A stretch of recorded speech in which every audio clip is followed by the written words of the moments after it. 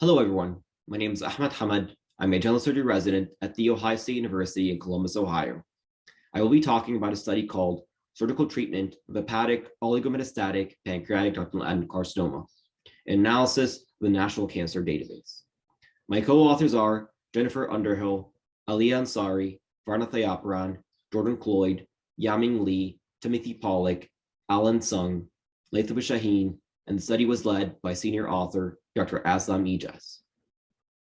A major contributor to the lethality of pancreas cancer is the advanced stage of diagnosis, as over 75% of adults in the US have regional lymph node or distant metastases at the time of diagnosis. Although surgical resection for patients with metastatic disease is not recommended in the current treatment guidelines, select high-volume centers have published retrospective single or bi-institutional case series of surgical resection for patients with limited liver-only synchronous metastatic PDAC or the resectable primary tumors.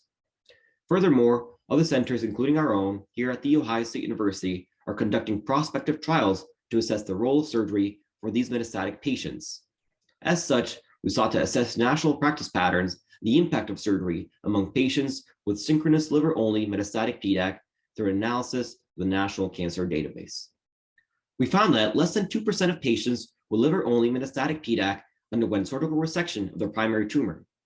Among these patients, only 15.4 additionally underwent resection of the liver metastases. Interestingly, after propensity score matching, patients who underwent surgical resection of their primary pancreatic tumor and liver metastases and received chemotherapy had higher median overall survival than those who received chemotherapy alone. Specifically, patients who received multimodal therapy and underwent surgical resection had a 40% less risk of death compared to those who did not undergo surgical resection.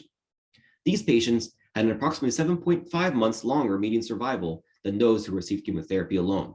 There are many confounders that cannot be measured through this database.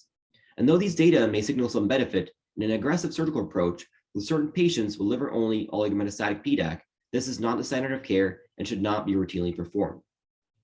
In conclusion, this study suggests that pancreatic resection in combination with chemotherapy and/or chemoradiation may be associated with improved survival in well-selected patients. It also highlights the variability of practice across the country for these patients. More high-quality data is needed, and attempts at an aggressive surgical approach for patients with liver-only stage 4 PDAC should be performed under a well-designed prospective clinical trial. Thank you.